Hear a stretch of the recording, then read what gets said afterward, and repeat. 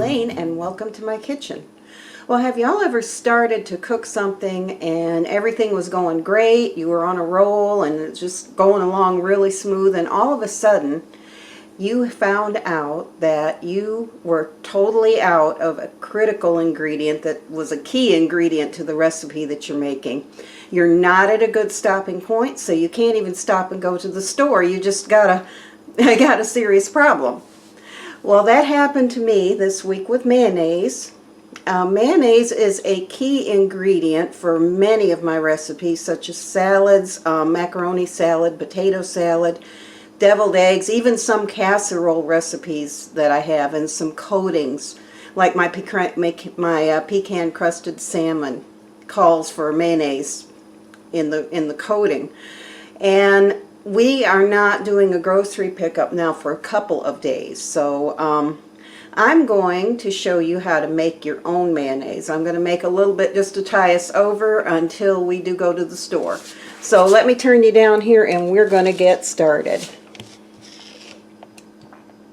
Okay, now for this recipe you're going to need 1 egg yolk. You're going to need 1 cup of oil, some kind of light unflavored oil. I'm using canola oil. The original recipe came from my 1941 cookbook, and it actually calls for salad oil. But you're going to need vinegar. You can use either white vinegar. I'm using cider vinegar today. White vinegar is a little bit stronger, so it just kind of depends on your personal taste, really. I'm using cider because it's a little bit lighter. It's going to call for lemon juice, mustard, and salt, and pepper. And that's really all you need to make your own mayonnaise. So let's go ahead and get this started. So what we're going to do is put my 1 egg yolk in my mixing bowl, and to that I'm going to add my 1 tablespoon of vinegar. So let me shake this up a little bit. And we're going to add our 1 tablespoon of vinegar. I just like cider vinegar better for doing these kind of things. I don't know, it's just, I like it. I like the taste of it better. And again, it's not quite as strong as like your white vinegar, but if you like white vinegar, that's fine. I've used both in this recipe and it works just fine. Okay. So we're going to beat this together.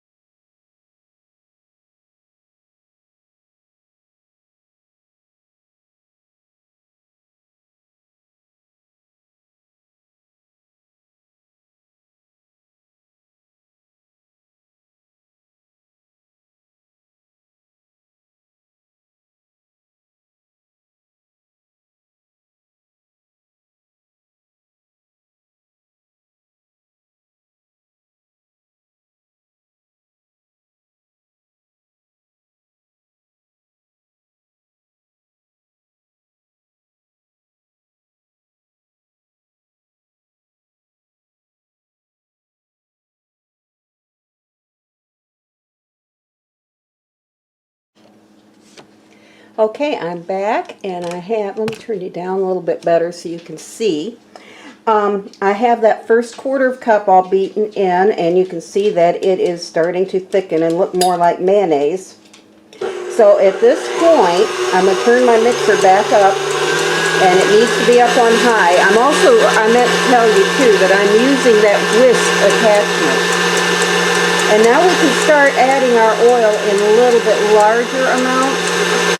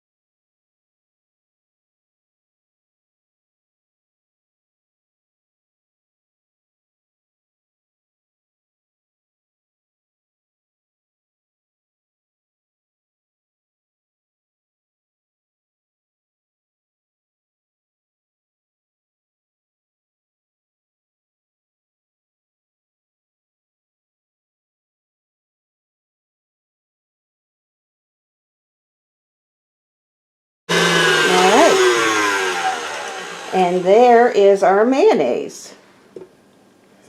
Okay, so I am going to take this beater down. Okay.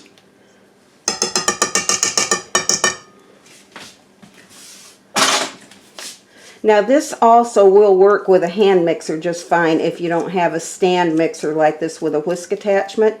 You can use a regular mixer and it will work just fine. Alright, and there is our mayonnaise. And and that tastes very good. So what I'm going to do is put this in the refrigerator. Let me turn you up here so I can talk to you. And after this refrigerates for about an hour or so, it's going to be ready to use. So we're going to go ahead and just use this until he can get to the store and get the mayonnaise that he likes. He really likes Hellmann's and he likes Duke's. So one of those two, it's going to be one of those two that he will get. But those are his favorite. But I really kind of like this homemade mayonnaise. It's got a very good taste. And it takes some tweaking. You have to learn to adjust how much vinegar and how much lemon juice and that you want to put in it, and how much mustard you like, that kind of thing. But salt and pepper. But once you get it tweaked to your liking, it's really very good mayonnaise, and will work in any. It works in any way that the store mayonnaises work. So. Okay, well, I hope that you enjoyed this video and found it helpful.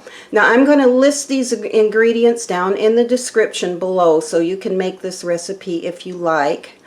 And if you try it, let me know how you liked it and any little tweaks that you may have done to it. So, y'all have a wonderful day, and looking forward to Christmas coming. And I do thank you for watching. We'll see you next time.